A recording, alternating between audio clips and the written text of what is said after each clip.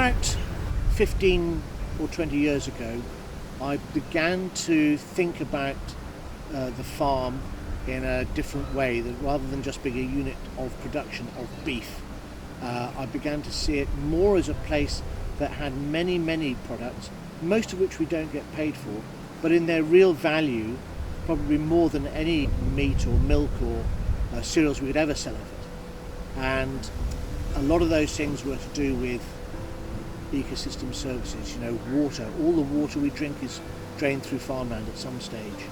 It's about carbon. We had serious flooding in Laddock in 2012, twice in a month. And we also had very close to serious flooding, twice more in 2013.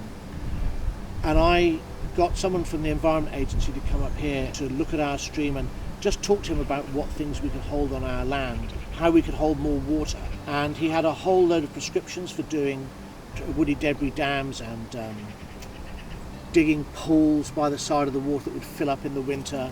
And I said, okay, we could do all of that. That would be great. Is there any budget for it from the Environment Agency? No, there's no budget. Do you have any budget to maintain it? And they said, no, there's no budget at all. And I then just said, okay, if we got beavers to do it for nothing, would that be okay, do you think? And he said, well, I can't really say because I work for the government, but yeah, it would work.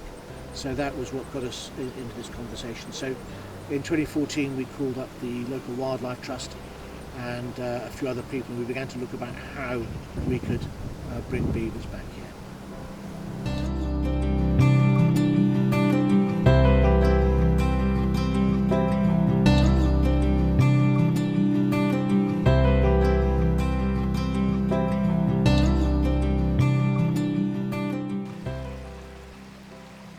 If we look around the site here, you can see they've constructed a number of dams, which in themselves actually hold all the water, but also those dams, because you're getting a depth of water now, you're getting a water pressure which is forcing water down to the ground, and also sideways into the ground as well. So it's not just a question of the water that we're holding above the surface, there's also a lot of subsurface water being held as well.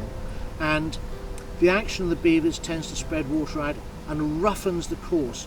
And you could almost say that what we're doing is creating a lot more friction for that water to get through this site. Since the beavers came here, we've seen 6 new species of birds that hadn't been recorded here before. We've seen 3 new species of mammals. We've had, I think it's 14 different damselflies and dragonflies recorded here. The water is being slowed down in point after point after point across this place. And every time it slows down, we create the conditions for algal growth. And algae are the basis of nearly every food chain on this planet. And that is absolutely fundamental. The whole story about biodiversity is food. Where's the food? No food, no biodiversity. So that's it. The beavers create life.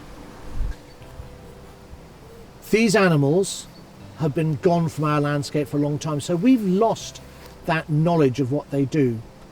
But bringing them back has shown us they have an absolutely fundamental effect on the way floodwaters move out of upper catchments and down to lower catchments where they can cause damage. We have an absolute understanding of how, through periods of drought, they keep river levels up, but also actually keep wildlife going. Last year we had that god-awful drought, and the Environment Agency were picking up dead fish in various places across the country. Not here. Here they got fatter and happier.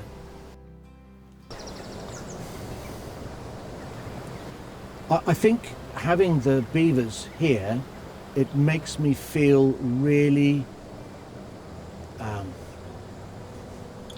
happy. This is probably the most fulfilling work I've done as a farmer in the last 40 years. And I just think that we need more of this across the landscape. This animal should be back now, really. And so I'm going to hopefully be devoting the rest of my life to really promoting this animal through an organisation called the Beaver Trust, and really looking now to increase its potential to solve a lot of modern day problems that we have.